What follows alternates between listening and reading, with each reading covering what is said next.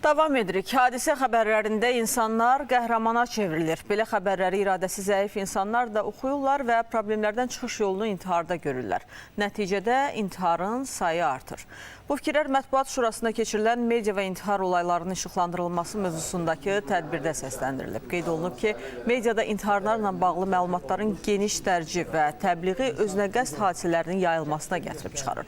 Buna görə də bəzi inkişaf etmiş ölkələrdə intiharla bağlı informasiya müəyyən qadağalar tətbiq olunur.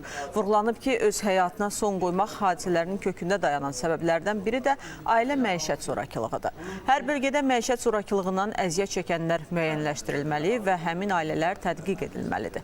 Sonda jurnalistlərə müraciət ünvanlanıb, jurnalistlər intihar hadisələrinin təqdimatına son dərəcə ciddi yanaşmağa çağırılır.